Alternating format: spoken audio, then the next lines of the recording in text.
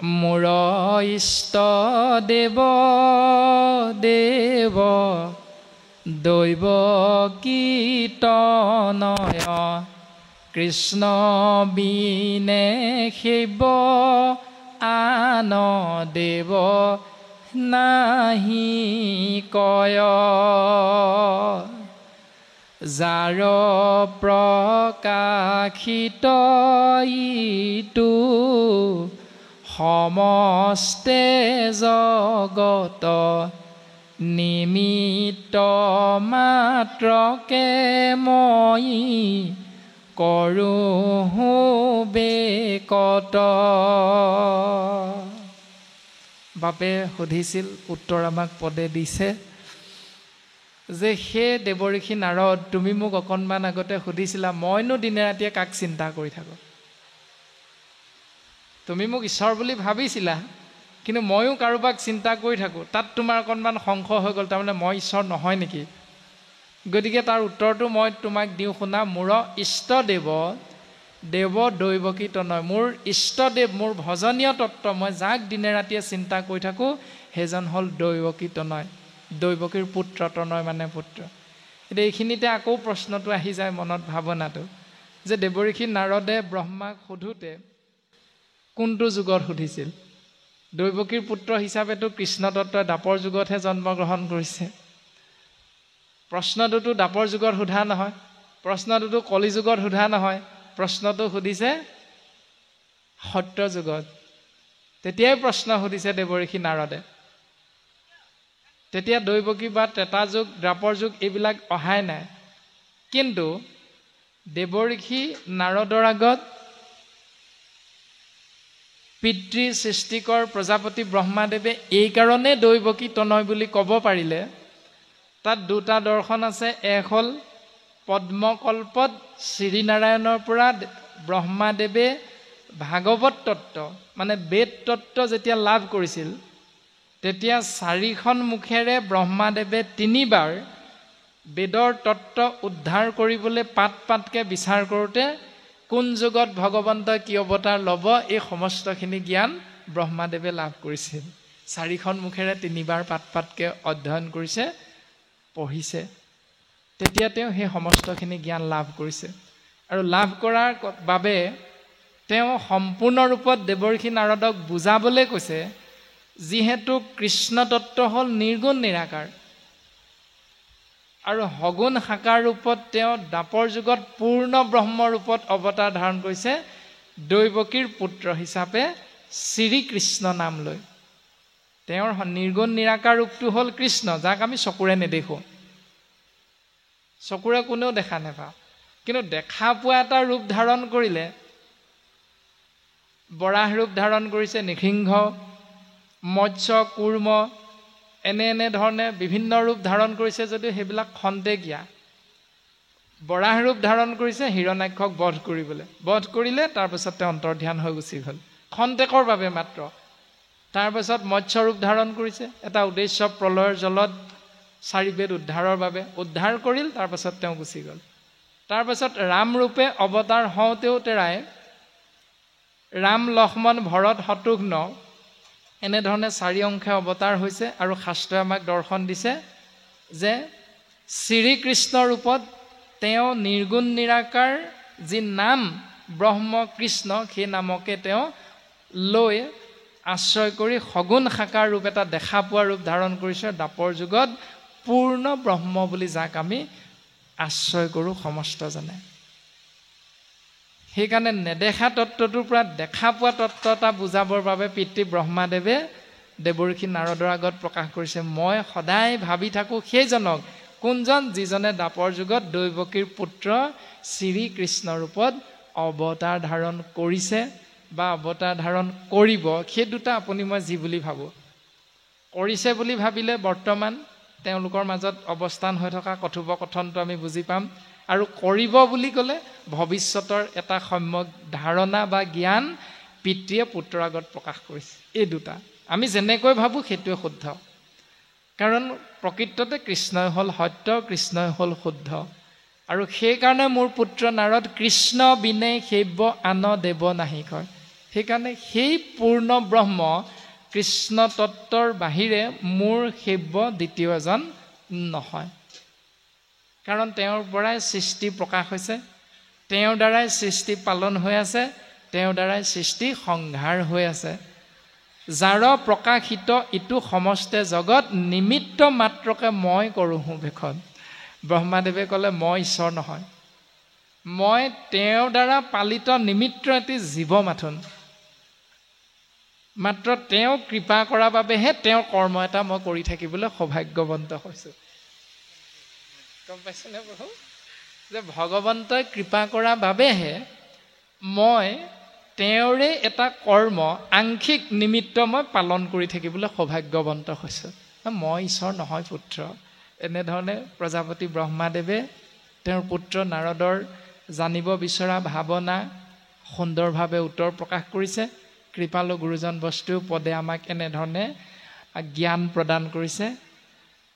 এই ৰামে নমো নমো হেন ভগৱন্ত বাসুদেৱ, কায় বাক্য মনে টান পাৱে কৰো সেৱ।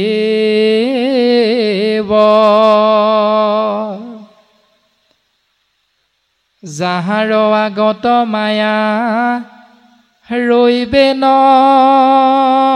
পাৰিয়া, লাজে ভয়ে দূৰ হুয়া থাকে আন্তৰিয়া। সেই মোৰ পুত্ৰ নাৰদ, নমো নমো হেন ভগৱন্ত বাসুদেৱ। সেইজন বাসুদেৱ ভগৱন্ত কৃষ্ণ তত্ত্বৰ চৰণ কমলত আমি সদা সৰ্বদা সেৱা নিবেদন কৰোঁ। কায় বাক্য মনে তেৰাৰ চৰণ আমি সদা সৰ্বদা চিন্তা কৰি থাকোঁ। কিয়? যাহাৰ আগত মায়া ৰৈবে নপাৰিয়া, লাজে ভয়ে দূৰ হুয়া থাকে আন্তৰিয়া। যাৰ কাষত, যাৰ সন্মুখত মায়া এক মুহূৰ্তৰ বাবেও তিষ্ঠি থাকিব নোৱাৰে। এতিয়া তাৰে প্ৰমাণ যদি আমি চাওঁ, যেতিয়া কংসৰ কাৰাগাৰত বসুদেৱৰ ঔৰসত মহাসতী দৈৱকীৰ গৰ্ভত ভগৱন্ত পুৰুষে শ্ৰীকৃষ্ণ নাম লৈ অৱতাৰ ধাৰণ কৰিছিল, তেতিয়া মায়াৰ জন্ম ক'ত হৈছিল? মায়াৰ অৱস্থান ক'ত আছিল? যমুনাৰ সিপাৰে গোকুল বৃন্দাবনত তেতিয়া মায়া আছিল। যোগমায়া নামেৰে দশম স্কন্ধত দৰ্শন হৈছে। আকৌ যেতিয়া কৃষ্ণ নন্দ যশোদাৰ ঘৰলৈ গ'ল, বসুদেৱে যেতিয়া লৈ গ'ল পাচিত ভৰাই যমুনা নৈ পাৰ হৈ, তেতিয়া মায়া কলৈ গুচি আহিল? মথুৰালৈ গুচি আহিল। প্ৰমাণ স্পষ্টভাৱে শাস্ত্ৰ আমাক দি থৈছে যে য'ত কৃষ্ণ দত্ত থাকিব তাত মায়াৰ কোনো প্ৰয়োজন নাই, কোনো কাম নাই। সেইকাৰণে মায়া কৃষ্ণ তত্ত্ব যেতিয়া মথুৰাত আছে, তেতিয়া মায়া অৱস্থান কৰিব লগা হৈছে গোকুলত যমুনা নদীৰ সিপাৰে। আৰু যেতিয়া যমুনা নদীৰ ইপাৰে কৃষ্ণ তত্ত্বক পিতৃ বসুদেৱে নি থৈ আহিছে, তেতিয়া মায়া সেই স্থান ত্যাগ কৰি পুনৰ মথুৰালৈ আহিব লগা হৈছে। আৰু সেই কথাটোকে বৰ্তমান পদত ক'লে যে যাহাৰ আগত মায়া ৰৈবে নপাৰিয়া, লাজে ভয়ে দূৰ হুয়া থাকে আন্তৰিয়া। এইটো আমাক বুজিবৰ বাবে আমি দশম স্কন্ধৰ কথাটো টানি অনা হৈছে। এতিয়া আজি যে আমি ইয়াত আছোঁ, ইয়াত মায়া নাই, ইয়াত অকণমানো মায়া নাই। কেনেকৈ আমি বুজিব পাৰিম? যে বাটত যদি যাওঁতে 3জনমান যুৱকে অকলশৰীয়াকৈ পোৱা এগৰাকী যৌৱনপ্ৰাপ্ত যুৱতীক নোজোকাই নেৰে, যদি দীপলিপ হয়, দেখিবলৈ ধুনীয়া হয়, তেতিয়াহ'লে যুৱককেইজনে জোকোৱাটো স্বাভাৱিক। যৌৱনপ্ৰাপ্ত, এইটো যৌৱনৰ দুখ বা অপৰাধ। কিন্তু সেই একেগৰাকী কন্যাই চাদৰ মেখেলা পিন্ধি যদি আজি সমাজত বহি থাকে, একেকেইজন বাপো বহি থাকে, আজি কিন্তু সেই ছোৱালীজনীৰ প্ৰতি বা সেই গাভৰুগৰাকীৰ প্ৰতি কিন্তু বাপকেইজনৰ মনত সেইটো ভাৱনা নাহে। কেলে নাহে? কৰ্ণপথে ভকতৰ হিয়াত প্ৰৱেশী হৰি, দুৰ্বাসনা হৰে সমস্তই। এই বেয়া চিন্তাবিলাক আপোনা আপুনি হৃদয়ৰ পৰা নাইকিয়া হৈ গুচি যায়। কাৰণ কৰ্ণপথেৰে অহৰহ কৃষ্ণ নাম হৃদয়ৰ মাজলৈ গৈ থকাৰ কাৰণে। কৃষ্ণ নামৰ মহিমা হ'ল সেইটো। এইটো হ'ল আমাৰ বাস্তৱ সন্মত এই পৃথিৱীখনত আমি সহজতে বুজি পোৱা কিছু কিছু দৰ্শন। তাৰ পাছত প্ৰকাশিত হৈছে নিৰ্গুণ নিৰাকাৰ কৃষ্ণ তত্ত্ব, সগুণ সাকাৰ ৰূপ শ্ৰীকৃষ্ণ। এতিয়া শ্ৰী শব্দটোৰ পৰা আমি সমস্তখিনি কথা বুজিবৰ বাবে ব্যৱস্থাটোৰ মাজলৈ আমি সোমাই যাব পাৰোঁ যে এজন মানুহ, এতিয়া ধৰি লওক আমাৰ সেৱকী বাপজনৰ আইগৰাকী এই সংসাৰত নাই, কিন্তু আইগৰাকী থাকোঁতে তেওঁৰ দুগৰাকী কন্যাই যেতিয়া বিদ্যালয়ত পঢ়ি থাকোঁতে চাৰ্টিফিকেটখন পূৰাব লাগে, তেতিয়া মাতৃৰ নামটো কি বুলি লিখা হৈছিল? নামটোৰ আগত শ্ৰী বুলি লিখা হৈছিল। আৰু এতিয়া মাতৃ তেৰা সমস্তৰ লগত নাই, এই সংসাৰত নাই। এতিয়া যদি কিবা ফৰ্ম এখন পূৰাব লগা হয়, তেতিয়া ফৰ্মখনত মাতৃৰ নামটোৰ আগত কি দিয়া হ'ব? চন্দ্ৰবিন্দু, স্বৰ্গীয়, প্ৰয়াত আদি আদি শব্দ কেইটামান ব্যৱহাৰ কৰিম। প্ৰশ্নটো হ'ল শ্ৰী মানে কিনো তেতিয়াহ'লে? শ্ৰী মানে যিটো, সেইটো কথাকে বৰ্তমান বুজাই থকা হৈছে। শ্ৰীত 3টা বৰ্ণ আছে। প্ৰথমটো হ'ল তালব্য স, মানে 24টা তত্ত্বৰে গঠিত এই শৰীৰটোৰ কথা কোৱা হৈছে। যোগ ৰ, ৰ মানে হ'ল ৰমণ কৰা বা ক্ৰিয়া কৰা। কোনে ক্ৰিয়া কৰিব বা কোনে ৰমণ কৰিব? বাপজনৰ গৃহত এই জেগাডোখৰ এনেই ইমান দিন পৰি আছিল।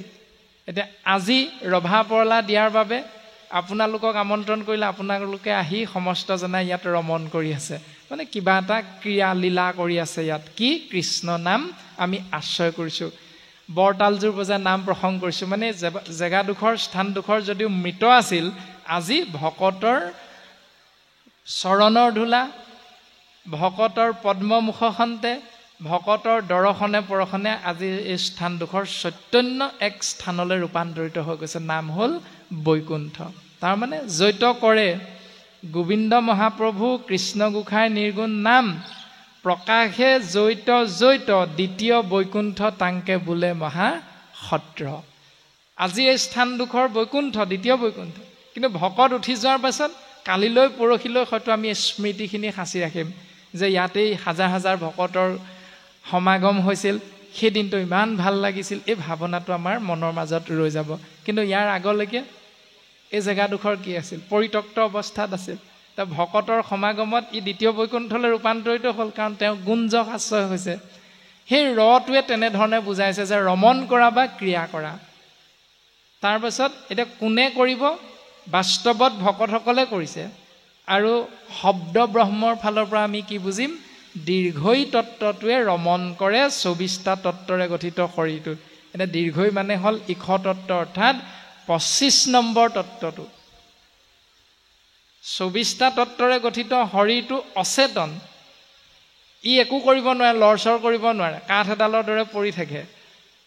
আৰু সেই শৰীৰটোত 25 নম্বৰ তত্ত্ব দীৰ্ঘয়ে আহি যেতিয়া ৰ মানে ৰমণ কৰে, তেতিয়া 3টা বৰ্ণ যোগ হৈ সেই দীৰ্ঘই মানে 25 নম্বৰ তত্ত্বটো আমি কোনেও দেখা নাই আজিলৈকে। দেখিছে নি কোনোবাই? কোনেও নাই দেখা। মাত্ৰ কিবা এটা ওলাই গ'ল, সেইটোৰ কাৰণে মানুহজন মৰিল বুলি কওঁ। কিবা এটা সোমাই আছে, সেইটোৰ কাৰণে আমি জীয়াই আছোঁ বুলি কৈ থাকোঁ। কিন্তু সেই কিবাটোৰ নাম শাস্ত্ৰই কৈছে ভগৱান। সেইটো আপোনাৰ মোৰ সমস্ত জনাৰ এটা বিশ্বাস। সেই শক্তিটোৰ নাম হ'ল ভগৱান। আৰু ভগৱান মানে কি? ভ মানে ভূমি, গ মানে গগন, ও মানে বায়ু, আ মানে অগ্নি, ন মানে নীৰ। এতিয়া ইয়াৰ সহজ অৰ্থটো, ভ মানে ভূমি, ভূমি মানে মাটি বা পৃথিৱী, গ মানে গগন অৰ্থাৎ আকাশ, ও মানে বায়ু, আ মানে অগ্নি বা অনল, জুই বুলি ক'লে সহজতে বুজি পাওঁ। তাৰপিছত ন মানে নীৰ, নীৰৰ অৰ্থ হ'ল পানী। এইকেইটাকে কোৱা হৈছে শাস্ত্ৰত খেতি, অপ, মৰুদ, ব্যোম, তেজ। সহজ অৰ্থত হ'ল মাটি, পানী, বায়ু, অগ্নি, আকাশ। এই পঞ্চভূতেৰে বিশ্ব ব্ৰহ্মাণ্ডখন নিৰ্মাণ হৈ আছে। আৰু আমাৰ শৰীৰটো এই পঞ্চভূতেৰে নিৰ্মাণ হৈ আছে। সেইকাৰণে 25 নম্বৰ চৈতন্য শক্তি ইখতত্ত্ব ওলাই গ'লে পঞ্চভূতি দেহা পঞ্চভূততেই বিলীন হৈ গুচি যায়। কাৰণে দেহাটো হ'ল বিনাশী, মানে পঞ্চভূত বিনাশী। মাটি, পানী, বায়ু, অগ্নি, আকাশ এইবিলাক নাশ হৈ যাব, কিন্তু আত্মাতত্ত্ব মহাশূন্যত বিলীন হৈ যায়। আত্মাতত্ত্ব অবিনাশী। আকৌ সি নিৰ্দিষ্ট এটা শৰীৰত গৈ কৰ্ম অনুসাৰে প্ৰৱেশ কৰে। গতিকে সেয়া হ'ল শ্ৰী। নেদেখা তত্ত্বটোক দেখা পাবৰ বাবে যিটো ৰূপ ধাৰণ কৰা হয় সেই ৰূপটোক বুজাবলৈ চিৰি শব্দ ব্ৰহ্ম আমি প্ৰত্যেকে ব্যৱহাৰ কৰোঁ আৰু ভগৱন্তক প্ৰথম কোৱা হয় নেদেখাৰ বাবে নিৰাকাৰ বুলি কয় তো নিৰাকাৰ মানে নাইকিয়া নহয় নিৰাকাৰ মানে অৰ্থটো হ'ল নিশ্চিত আকাৰ তাৰ মানে আজি যিডোখৰ স্থানত আমি উপস্থিত হৈ একগোট হৈছোঁ বৈকুণ্ঠপুৰীলৈ ৰূপান্তৰিত কৰিছোঁ এই জেগাডোখৰ আগৰ পৰা ইয়াত আছে মাত্ৰ আমি জেগাডোখৰ ব্যৱহাৰ কৰা নাছিলোঁ আজিৰ ব্যৱস্থাটোৰ কাৰণে আমি আশ্ৰয় কৰিব জনা নাছিলোঁ আশ্ৰয় কৰিব জনাৰ বাবে শাস্ত্ৰ সন্মতে এই স্থানডোখৰৰ নামটো কোৱা হ'ল বৈকুণ্ঠ কাৰণ ইয়াত কৃষ্ণ নাম আশ্ৰয় কৰিছোঁ বৈকুণ্ঠৰ বিপৰীত নামো আমি দিব পাৰিলোহেঁতেন যদি বিহু ফাংচন এখন পাতিলোহেঁতেন যদি লাই শাকৰ খেতি কৰিলেহেঁতেন বাপজনে তেতিয়াহ'লে শাকনি বুলি নাম পাই গ'লহেঁতেন এই জেগাডোখৰত যদি তামোল পুলি ৰুই দিলোহেঁতেন তামোল পুলৰ গুৰিয়ে গুৰিয়ে যদি পাণ লগাই দিলোহেঁতেন তেতিয়াহ'লে তামোল পাণৰ বাৰী বুলি নামাকৰণ হ'লহেঁতেন প্ৰত্যেকটো দৰ্শন আপুনি মই বুজিবৰ বাবে কেনেধৰণে চিন্তা কৰিম সেইটো নেদেখাটো মানে নাইকিয়া নহয় নিৰাকাৰ মানে হ'ল নিশ্চিত এটা আকাৰ আছে খালি আকাৰটো আমি বুজিবৰ কাৰণে কিছু কিছু উদাহৰণ আমি আশ্ৰয় কৰোঁ ঈশ্বৰ যুক্তিৰ ওপৰত প্ৰতিষ্ঠিত নহয় ঈশ্বৰক যুক্তিৰে বিচাৰ কৰি চাব নোৱাৰোঁ ভক্তিত কোনো যুক্তি নামানে ভক্তিয়ে কোনো যুক্তি নামানে ভক্তি হ'ল হৃদয়ৰ অনুভৱৰ বস্তু প্ৰত্যেকৰে বিশ্বাসৰ এটা মাইলৰ খুঁটি হ'ল ভক্তি কোনো কাকো আমি দেখুৱাই দিব নোৱাৰোঁ মই 2 কেজি ভক্তি কৰিছোঁ তুমি 5 কেজি ভক্তি কৰিছা কিয় বোলে তুমি 1985 চনতে শৰণ ল'লা মই 2015 চনতহে শৰণ ভজন লৈছোঁ বোলে তুমি 1985 চনতে শৰণ ভজন ল'লা কিমান বছৰ 20 বছৰ আগতে ল'লা তাৰমানে তোমাৰ 50 কেজি ভক্তি হৈছে মই 20 বছৰ পাছত শৰণ ভজন ল'লোঁ কাৰণে মোৰ 15 কেজিহে ভক্তি হৈছে সেনেকৈ দেখুৱাই দিব পৰা বস্তু নহয় ই হ'ল হৃদয়ৰ অনুভৱৰ বস্তু ঈশ্বৰ দৰ্শনটো আৰু সেই কথাটোকে আমি চিন্তা কৰিবলৈ নিশ্চিত আকাৰটো আমি যদি বুজোঁ তাৰ এটা দৰ্শন এনেধৰণে হয় এই যে পাত্ৰটো এই পাত্ৰটোৰ নাম কি গিলাচ ইয়াত কি আছে পানী পানীৰ আকাৰটো কেনেকুৱা এনেকুৱা চুঙা নেকি পানী আকাৰটো চেপেটা নি বহল নি পানী আকাৰটো গোটা নেকি নহয় কি বুলি ক'ম এতিয়া পানীৰ আকাৰটো বুজাবলৈ আমি পাত্ৰটোৰ নাম লওঁ পাত্ৰটোৰ নাম হ'ল গিলাচ সেইকাৰণে এই পানীখিনিৰ নাম হ'ল এগিলাচ পানী একেখিনি পানীকে যদি আমি খাবৰ বাবে বাতি নামৰ পাত্ৰ এটাত এনেধৰণে বাকি লওঁ তেতিয়া পানী একেখিনিয়ে কিন্তু সেই পাত্ৰটোৰ নাম যিহেতু বাতি সেইকাৰণে এই পানীখিনি তাত বাকি দিলে সি এই বাতিটোৰ নামেৰে নামাকৰণ হৈ যায় বাতি পানী গতিকে আত্মাকো দেখা পাবৰ বাবে ঈশ্বৰকো দেখা পাবৰ বাবে ঈশ্বৰে একোটা পাত্ৰত অৱস্থান কৰে সেই পাত্ৰটোৰ নাম হ'ল প্ৰকৃতি 24টা তত্ত্বৰে গঠিত শৰীৰটোৰ নাম হ'ল প্ৰকৃতি সেইকাৰণে প্ৰকৃতি পুৰুষত দুয়ো হৈব একমতি তেহে সিজিব হৰিত ভকতি তাৰমানে প্ৰকৃতিক আশ্ৰয় কৰিলেহে পুৰুষৰূপী ইশতত্ত্বক চকুৰে দৰ্শন পোৱা যায় আৰু আমি ধাৰণা কৰিব পাৰোঁ এইজন মানুহ নামৰ শৰীৰটোত ইশতত্ত্ব পৰমাত্মা সোমাই আছে শাস্ত্ৰই কৈছে যে যিহেতু চৈতন্যপূৰ্ণ পৰমাত্মা ৰূপে হৰি হৃদয়ত আচন্ত প্ৰকাশী তাতে সেই ইন্দ্ৰিয়গণ ভূত প্ৰাণ বুদ্ধি মন প্ৰৱৰ্তে যতেক জড় ৰাখি বুলি কৈছে হাত ভৰি চকু কাণ নাক মুখ এইবিলাক সকলো জড় যদি ৰাতি কেনেবাকৈ আমি জিৰণি লওঁতে বোলে চকুকেইটা মুদি দিওঁ চকুকেইটা দিনটো মেলি মেলি ভাগৰ লাগিলে চকুকেইটা জিৰণি দিওঁ মুদি দিলোঁ হাত দুখনো দিনৰ দিনটো ইটো সিটো কাম কৰি ভাগৰ লাগিলে হাত দুখনো জিৰণি দিওঁ ভৰিকেইটা সহিতে গোটেই শৰীৰটোক আমি জিৰণি দিলোঁ যদি কৃষ্ণই জিৰণি লৈ দিয়ে কি হ'ব তেতিয়া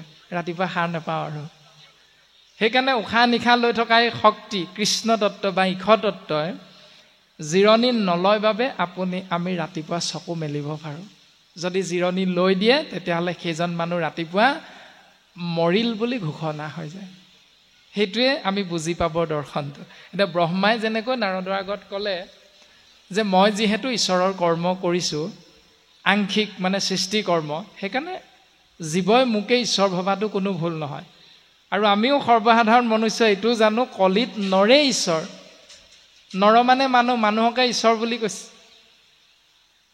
প্ৰত্যেকজন মানুহে একোজন ঈশ্বৰ কাৰণ আত্মা ৰূপত ইশতত্ত্বই শৰীৰটোত প্ৰৱেশ কৰি থকাৰ কাৰণে প্ৰত্যেকজনে ঈশ্বৰ কিন্তু আমি ঈশ্বৰ হ'ব নোৱাৰোঁ কেলে নামঘোষা শাস্ত্ৰত মাধৱ গুৰুজনাই কৈছে হে কৃষ্ণ তুমি মাত্ৰ চৈতন্য স্বৰূপ নিত্য সত্য শুদ্ধ জ্ঞান অখণ্ডিত আৱৰ যতেক ইটো তোমাৰ বিনোদ ৰূপ চৰাচৰ মায়াৰে কল্পিত। ভগৱন্ত মানুহ নামৰ শৰীৰটোত সোমালে, প্ৰয়োজন সাপেক্ষে একাদশ স্কন্ধত যে কৈছে কুকুৰৰ চিগাল গৰ্দৰ ভৰু আত্মাৰাম জানিয়া সবাকো পৰি কৰিবা প্ৰণাম। ভগৱন্ত সমস্ত ভূততে আছে, থকাৰ কাৰণে আমি কি কৰোঁ, নামঘোষাত কোৱা সেই বাক্য জোকা যে তোমাৰ বিনোদ ৰূপ, মানে আমাৰ শৰীৰটোত সোমাই থকা কৃষ্ণ তত্ত্বই এই সংসাৰখনত এইবিলাক বিনোদন ৰূপ বুলি কৈছে, মানে লীলা কৰিবৰ কাৰণেহে ইয়াত আশ্ৰয় কৰি আছে। কুকুৰ ৰূপত আছে, গৰুৰ ৰূপত আছে, ছাগলীৰ ৰূপত আছে, গছ ৰূপত আছে, মাছ কাছ আদি ৰূপত, চৰাই চিৰিকটিৰ ৰূপত, মানুহৰ ৰূপত বিভিন্ন ধৰণে ভগৱন্তই প্ৰকাশমান হৈ আছে। কিন্তু হে কৃষ্ণ তুমি মাত্ৰ চৈতন্য স্বৰূপ নিত্য সত্য শুদ্ধ জ্ঞান অখণ্ডিত আৱৰ যতেক ইটো তোমাৰ বিনোদ ৰূপ চৰাচৰ মায়াৰে কল্পিত। বিনন্দীয়া ৰূপবিলাক তোমাৰ মায়াত পৰি আছে। তজু গুণ নাম হৰি কেৱল নিৰ্গুণ মাত্ৰ। হে প্ৰভু তোমাৰ গুণজক নামহে কেৱল নিৰ্গুণ। আৱৰ সমস্ত গুণময়, আমি সকলোখিনি গুণময়। সত ৰজ তম তিনি গুণত আছোঁ, আমি সকলোখিনি আছোঁ। ব্ৰহ্মা আদি কৰি জীৱ যত ৰাম ৰাম ৰাম ৰাম ৰাম মায়া সজ্জা মাজে আশ্ৰয় ঘুমতি যায়। ঘুমতি মানে হৈ থকা, আমি সকলো মায়াত পৰি আছোঁ। তজু গুণ নাম হৰি কেৱল নিৰ্গুণ মাত্ৰ আৱৰ সমস্ত গুণময় এতেক জানিয়া হৰি তোমাৰ নামক মাত্ৰ কৰিলোহ সাৰ কৃপাময়। হে প্ৰভু এই কথাটো জানি আমি কেৱল তোমাৰ নামক আশ্ৰয় কৰিছোঁ।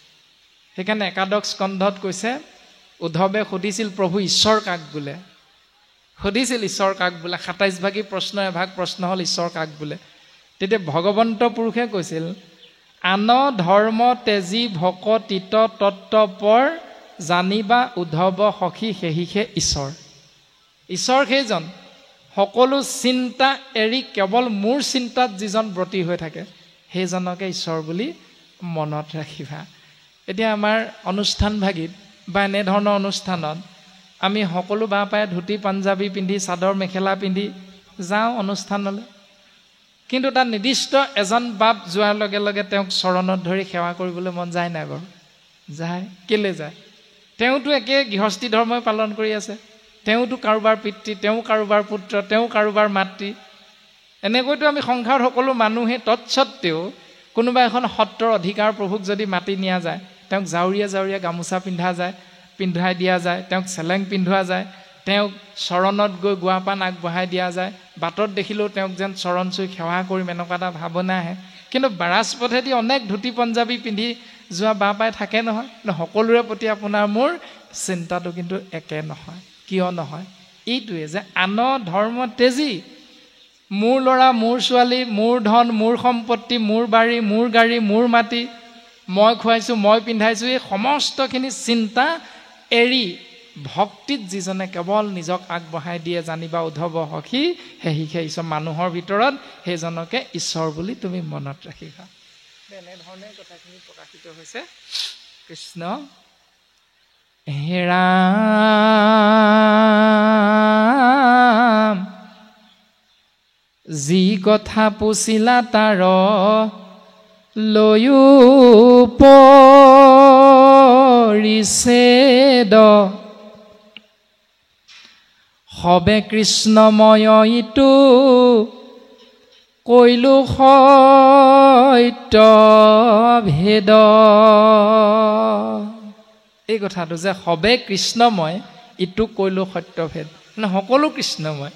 উদ্ধৱক কৈছিল কৃষ্ণ তত্ত্বই যে মই যেতিয়া যামগৈ, তুমি আমি দুয়ো গ'লে মিলিব অনৰ্থ, লুপ্ত হৈব জ্ঞান এইটো ভকতিৰ পন্থ। মই গুচি গ'লে কলিৰ আগমন হ'ব, গতিকে কলিৰ কৰাল গাখত পৰি জীৱ অধৰ্মী হ'ব, আচাৰ ভ্ৰষ্ট হ'ব। তুমি যদি মোৰ লগত গুচি যোৱা তেতিয়াহ'লে জীৱ পৰম গতি লাভ কৰিব পৰা ভক্তি মাৰ্গটোৱে নাইকিয়া হৈ গুচি যাব।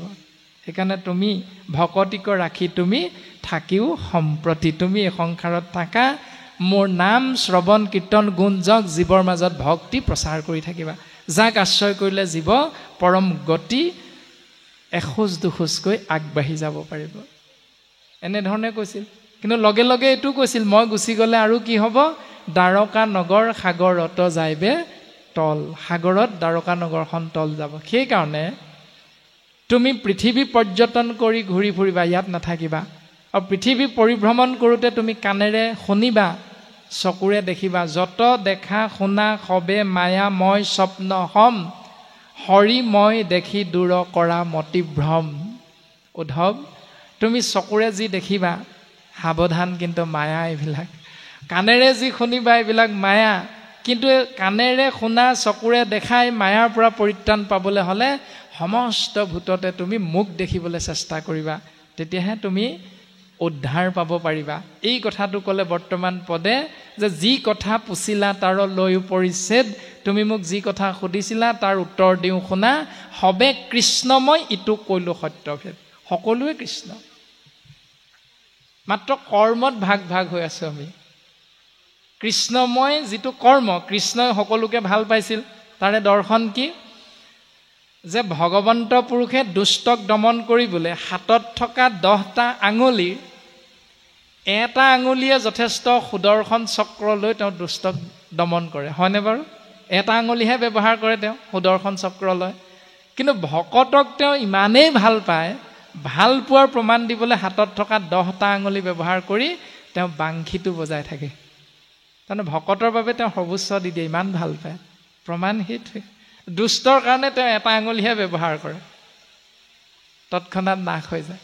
কিন্তু ভকতৰ মংগলৰ বাবে, ভকতক ভাল পোৱাৰ বাবে ভগৱন্তই সুন্দৰভাৱে 10টি আঙুলি ব্যৱহাৰ কৰি এটি বাঁহী বজাই থাকে, বাঁহী লৈ থাকে ভকতৰ মংগলৰ বাবে, সেৱাৰ বাবে, ভকতক সুখ দিবৰ বাবে।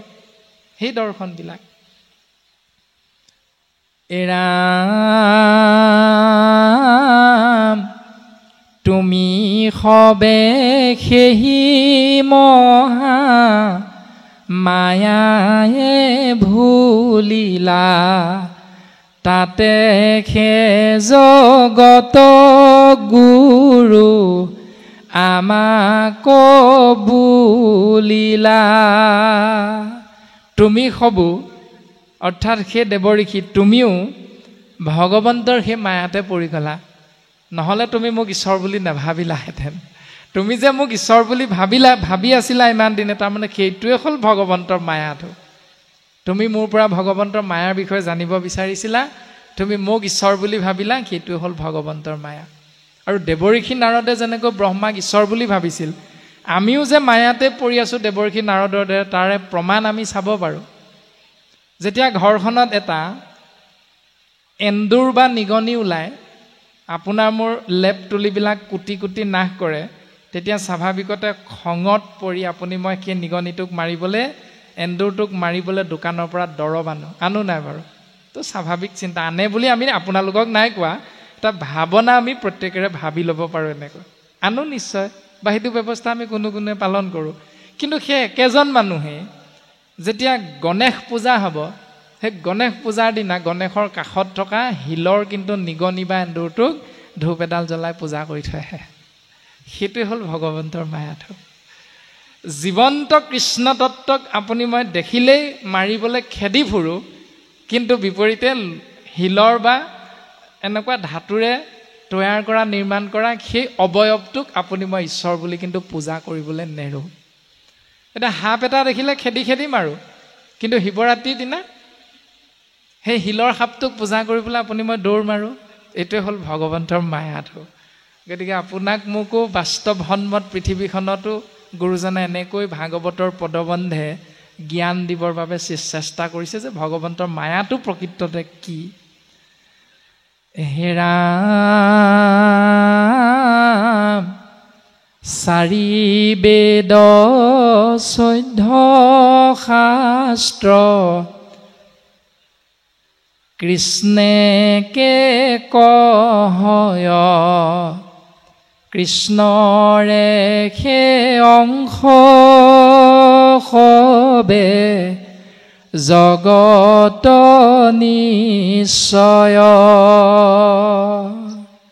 4 বেদ 14 শাস্ত্ৰত কেৱল কৃষ্ণ তত্ত্বৰ কথাহে কৈছে, কোনো বেলেগ দেৱ দেৱতাৰ কথা নাই কোৱা। এজন শক্তি তত্ত্বৰ কথাহে প্ৰকাশিত হৈ আছে, আৰু সেইজন শক্তি তত্ত্বৰে কৃষ্ণৰেখে অংশ হবে জগতৰ নিশ্চয়। জগত মানে বৰ্গীয় জ মানে জন্ম, গ মানে গতি, দন্তীয় ত মানে তৎক্ষণাৎ। তাৰমানে জন্ম হ'লে মৃত্যু নিশ্চিত, এই জন্ম মৃত্যু, মৃত্যু হ'লে আকৌ জন্মও নিশ্চিত। জন্ম মৃত্যু, মৃত্যু জন্ম, এই পাক চক্ৰটোৰ মাজত অৱস্থান কৰি থকা সকলোকে একত্ৰাপিত এক শব্দ ব্ৰহ্মেৰে চিনাকি দিছে, নাম হ'ল জগত। চৰাই ৰূপত জন্মগ্ৰহণ কৰিলে চৰাইও মৰে, আকৌ সেই শৰীৰটো এৰি আত্মা যিহেতু অবিনাশী বেলেগ এটা শৰীৰত সোমাব। গতিকে এজোপা গছ জন্ম হৈছে, ৰুই দিছোঁ, সেই গছজোপা এটা নিৰ্দিষ্ট বয়সত মৰিব। জন্ম মৃত্যু প্ৰাক চক্ৰত ছেদজ, অণ্ডজ, উদ্ভিদজ, জৰায়ুজ, এই চাৰিওটা ব্যৱস্থা আমি অৱস্থান কৰি আছোঁ। জন্ম মৃত্যু প্ৰাক চক্ৰত চাৰিটা ভাগত বিভক্ত হৈ আছে জীৱতত্ত্ব।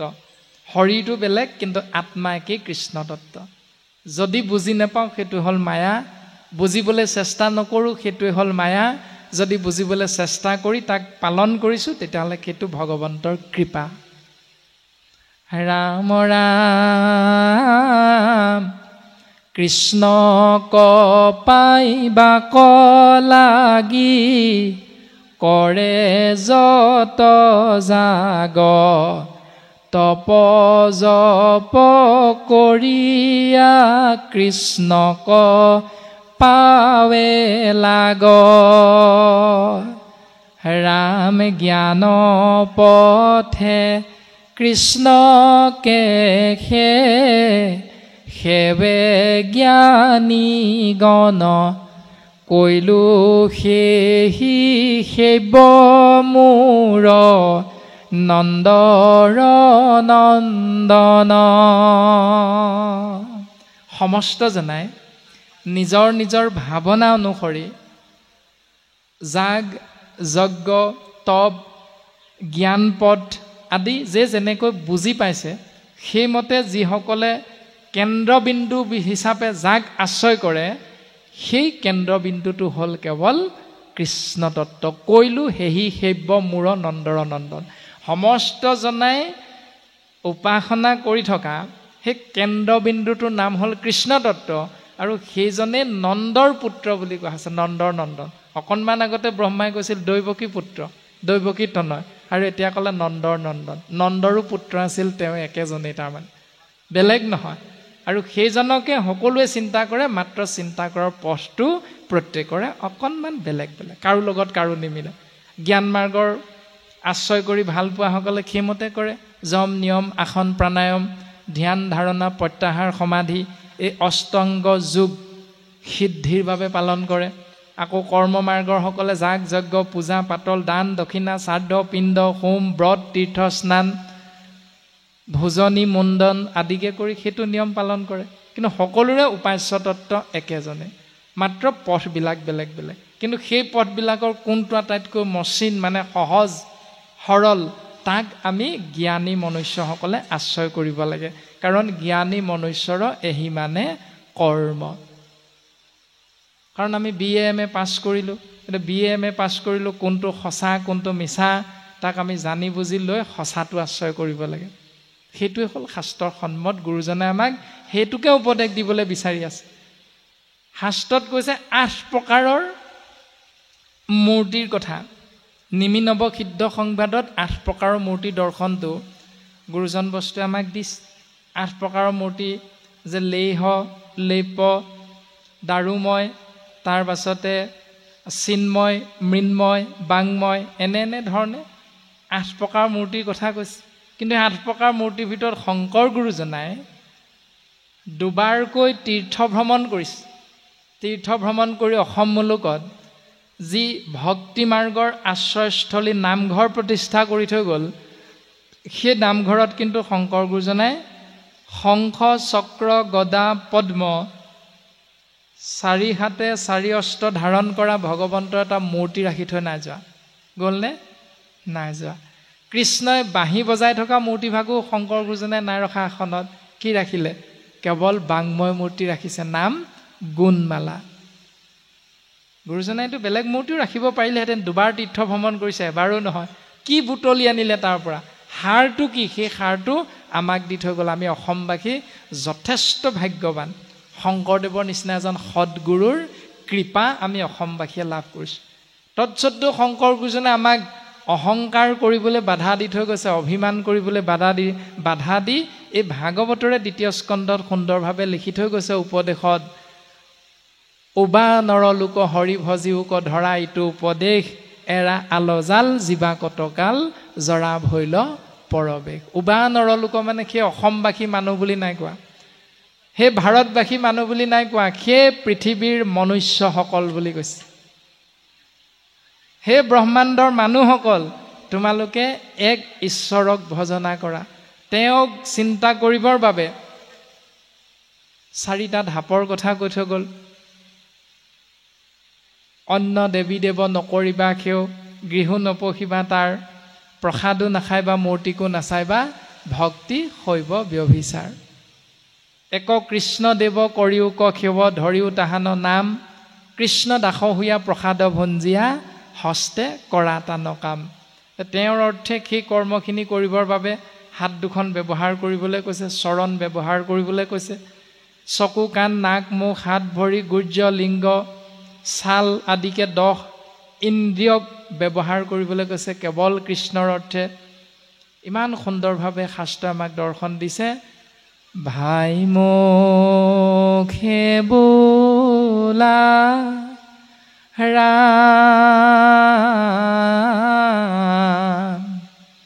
হৃদয়ে ধৰা ৰূপ, এতেকে মুকুতি পাইবা, কহিলো স্বৰূপ। স্বৰূপ মানে নিজৰ ৰূপ। তোমাৰ ৰূপটো কি আছিল? যিটোজনে যায় মাধৱৰ নাম স্মৰি, পাছে পাছে ফুৰে দেৱ দেৱী তুতি কৰি। তোমাৰ ৰূপটো কি আছিল? যে বৈকুণ্ঠলৈ যোৱাৰ লগে লগে জীৱই নিজৰ ৰূপটো পাই যায়। শালুক্য সাজুৰ্য সাৰূপ্য সামীপ্য আৰু মোক্ষ বা নিৰ্বাণ। জয় বিজয় 2খন হাত নহয়, জয় বিজয় কেইখন হাত? 4খন হাত। কিয়? কাৰণ স্বৰূপটো পাইছেগৈ। পৃথিৱীত 2খন হাতত আছোঁ আমি, এইটো আমাৰ ৰূপটো নহয়। পাইবা কহিলো স্বৰূপ। স্বৰূপ মানে নিজৰ ৰূপটো কোনটো? সেইটো বৈকুণ্ঠত যিটো ৰূপৰ বৰ্ণনা, বৈকুণ্ঠৰ যিখন ছবি গুৰুজন বস্তুৱে শাস্ত্ৰসন্মতে আমাক দাঙি ধৰিছে, সেই ছবিখন আমাৰ ধ্যান বৰ্ণনাত সকলোৱে নাম প্ৰসংগত আমি আশ্ৰয় কৰোঁ।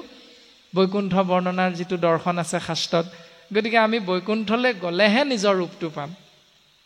আৰু সেই নিজৰ ৰূপটো পাবৰ বাবে আমাক অভ্যাস কৰিবলৈ ক'লে ভাই মুখে বোলা ৰাম, হৃদয়ে ধৰা ৰূপ।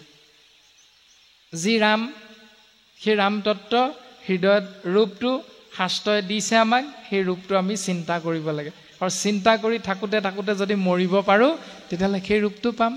যেনেকৈ বাঘ পৰুৱা বুলি যে আছে এজনী, এই মকৰাটোৱে বাঘ পৰুৱাটোক আহাৰ হিচাপে খাবলৈ যেতিয়া আনি তাতে বান্ধি থয়, এনেকৈ মাটিয়ে মানে হেৰি কৰোঁতে, তাৰপিছত শেষত গৈ সেইটো সেই তাৰ ভয়ত থাকোঁতে থাকোঁতে থাকোঁতে থাকোঁতে এদিন সি সেই ৰূপটো লাভ কৰিব পাৰে। তো বিজ্ঞানসন্মতভাৱে শাস্ত্ৰসন্মতেও খুব সুন্দৰভাৱে এই কথাটো প্ৰকাশিত হৈ আছে। গতিকে আমিও সেই ৰূপটো পাবৰ বাবে যাৰ কথা ভাবি থাকিম, সেই ভাৱনাটো শাস্ত্ৰই কৈছে ভাই মুখে বোলা ৰাম, হৃদয় ধৰা ৰূপ, এতেকে মুকুতি পাইবা কহিলো স্বৰূপ। দ্বিতীয়তে ক'লে পুৰঞ্জন উপাখ্যান। পুৰঞ্জন উপাখ্যানত পুৰঞ্জন নামৰ এজন ৰজা, এইটো কাহিনী দেখাইছে। পুৰঞ্জন মানে জীৱ আত্মাৰ কথা কৈছে। পুৰ মানে নগৰ, মানে শৰীৰটোৰ কথা কৈছে। অঞ্জন মানে পক্ষী, পক্ষী ৰূপত আত্মাৰ কথা কৈছে। আত্মাৰূপী পক্ষীটোৱে পুৰৰূপী এই শৰীৰ নগৰখনত সোমাই থাকোঁতে যাৰ কথা চিন্তা কৰি এই শৰীৰটো এৰিব, পাছৰ জন্মত সেইটো ৰূপে লাভ কৰিব। পুৰঞ্জন নামৰ ৰজাজনে মৰিবৰ সময়ত তেওঁৰ বিউটিফুল ৱাইফৰ কথা চিন্তা কৰিছিল, মানে ধুনীয়া পত্নীগৰাকীৰ কথা চিন্তা কৰি কৰি মৰিল। সেইকাৰণে তেওঁ পাছৰ জন্মত স্ত্ৰী ৰূপ পাইছিলে। শাস্ত্ৰই কৈছে 4ৰ্থ স্কন্ধত। তাৰপাছত ভৰতে হৰিণ পোৱালি এটাৰ কথা চিন্তা কৰি কৰি মৃত্যু সাৱটি লোৱাৰ বাবে পাছৰ জন্মত হৰিণ ৰূপত জন্ম গ্ৰহণ কৰিব লগা হৈছে। যিটো ভাবি মৰিবা পাছৰ জন্মত সেইটোৱে পাবা। সেইকাৰণে শুকগুৰুৱে ৰজা পৰীক্ষিতক দ্বিতীয় স্কন্ধৰ প্ৰথমেই কৈছিল, অন্তকালে হৰিস্মৰে যিটো ভাগ্যৱন্ত, তাহাৰ মহিমা কহি কোনে পাৱে অন্ত।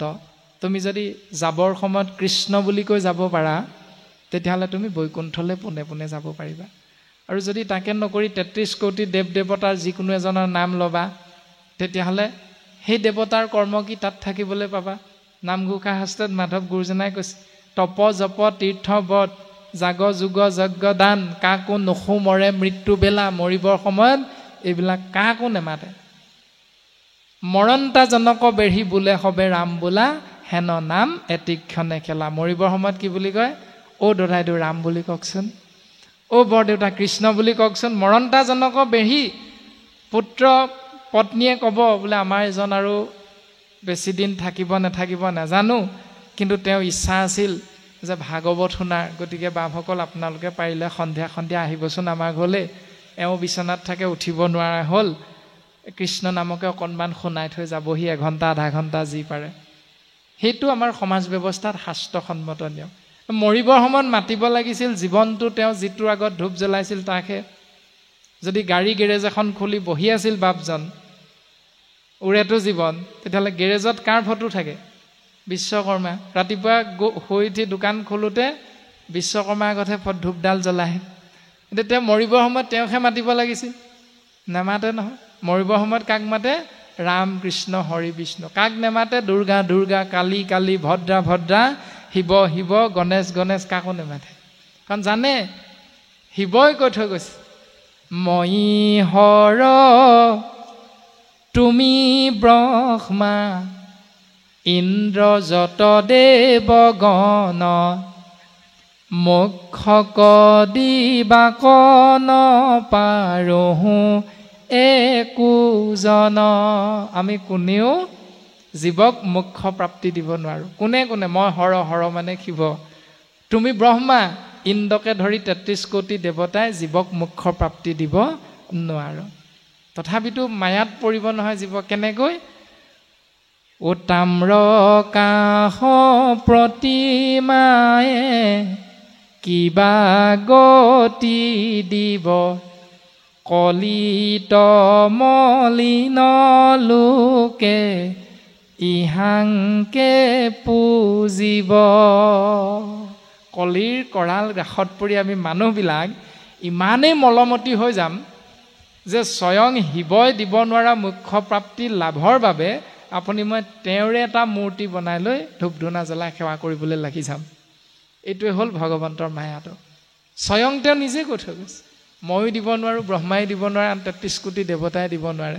তেনে ক্ষেত্ৰত তেওঁলোকৰ মূৰ্তি এটা নিৰ্মাণ কৰি কৰি আমি যদি ধূপ ধূনা জ্বলাই সেৱা জনাওঁ, তেতিয়াহ'লে এইটোৱে হ'ল ব্ৰহ্মাদেৱে কোৱা দেৱৰ্ষি নাৰদৰ আগত ভগৱন্তৰ মায়াৰ দৰ্শনটো। তাৰমানে আমি যদি সেইবিলাক পালন কৰিছোঁ, তেতিয়াহ'লে আমিও ভগৱন্তৰ মায়াতে আবদ্ধ হৈ আছোঁ।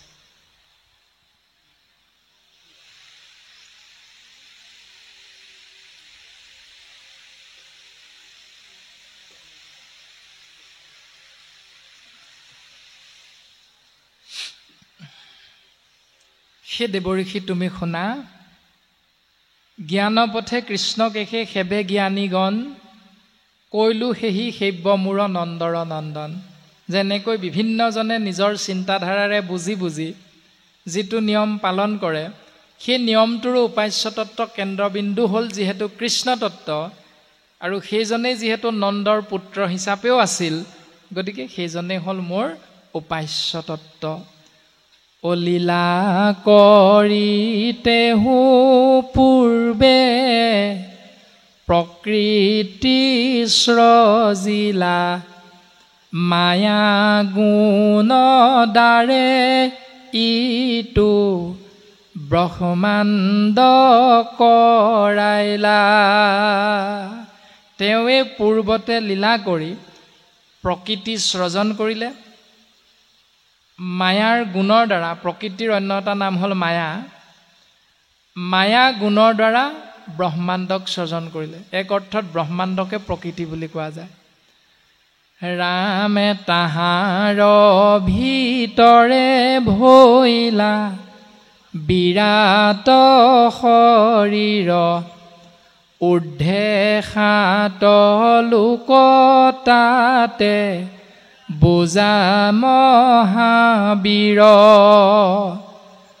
অধতয় তলৱাৰু বিতল সুতল তলাতল আদি সাতু পৰম বহল। প্ৰকৃতিক সৃজন কৰিলে যাৰ অন্য এটা নাম হ'ল মায়া, সেই মায়াৰ গুণৰ দ্বাৰা ব্ৰহ্মাণ্ড সৃজন হ'ল আৰু এই ব্ৰহ্মাণ্ডকে কোৱা হৈছে ভগৱন্তৰ বিৰাট শৰীৰ বুলি। আৰু বিৰাট শৰীৰটোত ওপৰৰ ফালে আছে সপ্ত স্বৰ্গ সপ্ত লোক বুলি কৈছে, আৰু তলৰ ফালে আছে সপ্ত পাতাল। সপ্ত স্বৰ্গ বা সপ্ত লোক হ'ল ভূ ভুৱ স জন মহি তপ সত্য, এয়া সপ্ত স্বৰ্গ ওপৰৰ ফালে। আৰু তলৰ ফালে আছে তল অতল সুতল বিতল তলাতল ৰসাতল মহিতল, এই সপ্ত পাতাল সমান 14 ভুৱন লগ লাগি এক ভগৱন্তৰ বিৰাট শৰীৰ স্বৰূপ ব্ৰহ্মাণ্ডৰ গঠন হৈছে। ৰাম দেৱদৈত্য মনুষ্য বিভাগিতাতে ৰৈলা 4 বৰ্ণ কৃষ্ণৰ দেহত হন্তে ভৈলা। এনেকৈ 14 ব্ৰহ্মা ভুৱনত স্থানে স্থানে দেৱতাসকল দৈত্যসকল মানুহ আদিবিলাকে নিজৰ নিজৰ স্থান নিৰ্বাচন কৰি সেই স্থানত থাকিবলৈ ল'লে। যেনেকৈ আমাৰ আজি সেউকী বাপজনাৰ স্বগৃহ জন্মস্থান আছিল যোৰহাটৰ বাদুলি পুখুৰীৰ ফালে তেওঁৰ জন্মস্থান আছিল, কিন্তু কৰ্মসূত্ৰে তেওঁ বিভিন্ন স্থান ভ্ৰমণ কৰি কৰি আহি শেষত ভাল লাগিল তেজপুৰৰ এই দোলাকাষৰীয়া অঞ্চলটো, ইয়াতেই তেওঁ ধন টকা পইচা ব্যৱহাৰ কৰি মাটি বাৰী কিনি স্থায়ীভাৱে তেওঁ গৃহ নিৰ্মাণ কৰি ল'লে। তেওঁ ইয়াত থাকি ভাল পালে। গতিকে শাস্ত্ৰই কৈছে স্থানে স্থানে দেৱ দৈত্য মনুষ্য বিভাগী তাতে ৰৈল। মনুষ্যই ভাল পোৱা জেগাত মনুষ্য থাকিল, দেৱতাসকলে ভাল পোৱা জেগা দেৱতাসকলে নিৰ্বাচন কৰিলে, দৈত্যসকলে য'ত যি আহাৰ খাই ভাল পায় আহাৰৰ তেওঁলোকে ভাল পোৱা আহাৰ য'ত প্ৰচুৰ পৰিমাণে থাকে তাত দৈত্যসকল থাকিল। এনে ধৰণে শাস্ত্ৰ আমাক দৰ্শন কৰাইছে। তাৰ পাছত যি 4 বৰ্ণ বুলি কোৱা হৈছে ব্ৰাহ্মণ ক্ষত্ৰিয় বৈশ্য শূদ্ৰ, এই 4 বৰ্ণ কৃষ্ণৰ দেহত হন্তে ভৈলা বুলি কৈছে, কৃষ্ণৰ দেহৰ পৰা উৎপত্তি হৈছে। ৰাম শ্ৰৱণ কীৰ্তন ধৰ্ম 4 বৰ্ণৰ নিজ পিতৃ কৃষ্ণ মাত্ৰ শিৱ জগতৰ। ভগৱন্তৰ মুখ পদ্মহন্তে ব্ৰাহ্মণসকলৰ জন্ম হৈছে, ভগৱন্তৰ বাহুৰ পৰা ক্ষত্ৰিয়সকলৰ জন্ম হৈছে, ভগৱন্তৰ উৰু আৰু চৰণৰ পৰা বৈশ্য আৰু শূদ্ৰসকলৰ জন্ম হৈছে। এতিয়া 4 জাতিৰ জন্ম ভগৱন্তৰ শৰীৰৰ পৰা হৈছে মানে 4 জাতি ভগৱন্তৰ পৰা পৃথক নেকি? নিশ্চয় নহয়। 4 জাতিৰে পিতৃ 4জন নেকি? নহয়, এজনহে, কেৱল কৃষ্ণ। কৃষ্ণৰে শৰীৰৰ অংগৰ পৰা 4 জাতিৰ জন্ম হৈছে। আৰু সেইকাৰণে 4 জাতিৰ ধৰ্ম 4 জাতিৰ কৰ্ম কি শাস্ত্ৰই নিশ্চিত ৰূপত কৈ দিলে ব্ৰহ্মাদেৱৰ দ্বাৰা। আপুনি মই ঘটিয়াম বাটিয়াম মানুহ এজনৰ মুখেৰে নাই কোৱা, স্বয়ং আমাক সৃষ্টি কৰা প্ৰজাপতি ব্ৰহ্মা, ব্ৰহ্মাদেৱৰ সন্তান হ'ল স্বয়ম্ভুৱ মনু আৰু ধৰ্মপত্নী হ'ল শতৰূপা। স্বয়ম্ভুৱ মনু আৰু ধৰ্মপত্নী শতৰূপাৰ গৰ্ভজাত সন্তানক নামাকৰণ কৰা হৈছে মানুহ, মানে মনুৰ পুত্ৰ হোৱাৰ বাবে আমাৰ বিশেষণ হৈছে মানুহ। আৰু আমাৰ ককা হ'ব প্ৰজাপতি ব্ৰহ্মা। ককাই কৈ থৈ যোৱা কথা, পিতামহে কৈ থৈ যোৱা কথা যে 4 জাতি তোমালোকৰ জন্ম ঈশ্বৰ কৃষ্ণদেৱৰ শৰীৰৰ পৰা। আৰু সেই শৰীৰটোৰ পৰা জন্ম হোৱাৰ বাবে তোমালোকৰ পিতৃ 4জন নহয়, মাত্ৰ এজন, নাম হ'ল কৃষ্ণ। আৰু তোমালোকৰ কৰ্ম হ'ল, ধৰ্ম হ'ল শ্ৰৱণ কীৰ্তন ধৰ্ম 4 জাতিৰ, নিজ পিতৃ কৃষ্ণ মাত্ৰ সেব্য জগতৰ। এতিয়া জগত মানে কাক ক'লে? ব্ৰাহ্মণ ক্ষত্ৰিয় বৈশ্য শূদ্ৰক নাই কোৱা। জগত মানে সেই ছেদজ অন্ধজ উদ্ভিদজ জৰায়ুজ। এতিয়া জৰায়ুজৰূপী জীৱ মানে আমি মানুহ। মানুহৰে আকৌ 4টা ভাগ আছে, ব্ৰাহ্মণ ক্ষত্ৰিয় বৈশ্য শূদ্ৰ। যি 4টা ভাগত আমি বিভক্ত হৈ আছো, যে উৰণ বুৰণ গজন ভ্ৰমণ, এই 4মুঠি জীৱক জগত বুলি ক'লে। আৰু অন্য হাতেদি ক'লে নিজ 4 বৰ্ণৰ পিতৃ কৃষ্ণ। সেইকাৰণে আমি 4 বৰ্ণৰ ব্ৰাহ্মণ ক্ষত্ৰিয় বৈশ্য শূদ্ৰসকলৰ কৰ্ম ধৰ্ম হ'ল পিতৃ কৃষ্ণদেৱৰ গুণযশ শ্ৰৱণ কীৰ্তন মহাভক্তি আশ্ৰয় কৰা, এইটো হ'ল ধৰ্ম কৰ্ম। আৰু অন্য হাতেদি নিজ পিতৃ কৃষ্ণ মাত্ৰ সেব্য জগতৰ, বাকী সমস্তৰো পিতৃ হ'ল একেজনে, বেলেগ নহয়। তাৰমানে সকলোৰে পিতৃ এজন। গতিকে সকলোৱে যেনেকৈ পাৰোঁ, এতিয়া গছ এজোপাই কৃষ্ণক কেনেকৈ সেৱা কৰিব? নোৱাৰে নহয়। হাঁহ এজনীয়ে বা বাঘ এটাই বা গৰু এটাই কুকুৰ এটাই মাছ এজনীয়ে কেনেকৈ ঈশ্বৰক সেৱা কৰিব? নোৱাৰে। শাস্ত্ৰই কৈছে জৈত থাকে মূৰ ভক্ত উদাৰ চৰিত্ৰ, কীট পতংগকো কৰয়ত তেখনে পবিত্ৰ। য'ত মোৰ একান্ত ভকত, উদাৰ চৰিত্ৰৰ একান্ত ভকতৰ পদাৰ্পণ হ'ব সেই স্থানত, ইতৰ পানী কীট পতংগ পৰ্যন্ত মুক্তি লাভ হৈ যায়, ভগৱন্তৰ কৃপা লাভ কৰে। এই দৰ্শনটোহে দিছে। গতিকে এই শব্দযন্ত্ৰৰ জৰিয়তে আজি কৃষ্ণদেৱৰ গুণযশ নাম ব্ৰহ্ম যিমান দূৰলৈকে প্ৰচাৰ হৈছে, প্ৰকাশ হৈছে, বায়ুৰ লগত মিলি যিমানলৈকে গতি কৰিছে, সিমান দূৰলৈকে দোলাকাষৰীয়া অঞ্চলটোৰ লগতে সিমান দূৰলৈকে ইতৰ কীট পতংগ কৃষ্ণ নাম মহিমাৰ দ্বাৰা মহিমামণ্ডিত হৈছে। এইটো শাস্ত্ৰসন্মত। গতিকে আমি কৰা ভক্তিত কিমানৰ মংগল জড়িত হৈ আছে, এইটো আমি বুজিবলৈ চেষ্টা নকৰোঁ বাবে আমি ঠেক মনোবৃত্তিৰ মাজেৰে আমি জীৱনটো পালন কৰোঁ, যাপন কৰোঁ। ৰাম হেন কৃষ্ণ সেৱা এৰে যিটো মন্দমতি, অৱশ্যেকে মৰি সিটো যাইবে অধোগতি। সেইজন পৰম পূজ্য ইক্ষ তত্ত্বৰ চৰণ সেৱা চিন্তা যিসকলে নকৰে, তেওঁলোকক এটা বঁটাও দিছে ভাগৱতে। বঁটাটো হ'ল মন্দমতি। আমাৰ যে কিছুমান ভাল গুণৰ কাৰণে বঁটা দিয়ে, পদ্মশ্ৰী উপাধিকে ধৰি বিভিন্ন বঁটা প্ৰদান কৰে। ভাৰত ৰত্ন ভূপেন হাজৰিকাক দিছে। গতিকে এনেকৈ ভাগৱতো আমাক ককৰ্থনাও কৰিছে, প্ৰশংসাও কৰিছে। ককৰ্থনা মানে মন্দমতি, মহামূৰ্খ, আৰু প্ৰশংসা মানে নামঘোষা শাস্ত্ৰত খুব সুন্দৰভাৱে এজোকা ঘোষাই গুৰুজনাই কৈছে, হৰিত হৰণ লয়া যিটোজনে হৰিয়ে শৰীৰ চৰিত্ৰ শ্ৰৱণ কীৰ্তন কৰে, দুৰ্ঘোৰ অপাৰ সংসাৰ সাগৰ হৰিয়ে সিটো মহাজনে আতি মহাসুখে তৰে। এতিয়া সেইজনক প্ৰশংসা কৰিছে মহাজন বুলি। এতিয়া যিজনে কৃষ্ণ সেৱা এৰিম সেইজনক কৈছে মন্দমতি বুলি। গতিকে প্ৰশংসাও কৰিছে শাস্ত্ৰই, ককৰ্থনাও কৰিছে। যদিহে শাস্ত্ৰসন্মতে পালন কৰোঁ নিয়ম কৰ্ম ধৰ্ম, তেতিয়াহ'লে প্ৰশংসাৰ পাত্ৰ হ'ম, আৰু যদি তাক এৰোঁ তেতিয়াহ'লে ককৰ্থনাৰ পাত্ৰ হ'ম। যাৰ কৰ্ণ পথৈক নগৈল দামোদৰ, যাৰ কাণেৰে কৃষ্ণ কথা শুনিবলৈ ইচ্ছা নকৰিলে, কুকুৰ সদৃশ সিটো অধম পামৰ। সেইটোক বেয়া অৰ্থত ব্যৱহাৰ কৰিছে, কুকুৰ। তাৰপাছত কৃষ্ণ গুণ নাগাই কৰোঁ আনসে ব্যাখ্যান, জিভাখনৰ দ্বাৰা শব্দ ব্ৰহ্ম উচ্চাৰণ কৰাটোৱে জিভাৰ ধৰ্ম। জিভাৰ ধৰ্ম হ'ল কথা কোৱা। জিভাৰ ধৰ্ম হ'ল শৰীৰটোৱে আহাৰ গ্ৰহণ কৰিবৰ বাবে, শৰীৰটোৱে শক্তি আহৰণৰ বাবে যি আহাৰ গ্ৰহণ কৰোঁ, সেই আহাৰৰ সোৱাদটো শৰীৰটোক দিয়াটোৱে জিভাৰ ধৰ্ম। জ্বলা টেঙা তিতা মিঠা কেহা কোনে দিয়ে?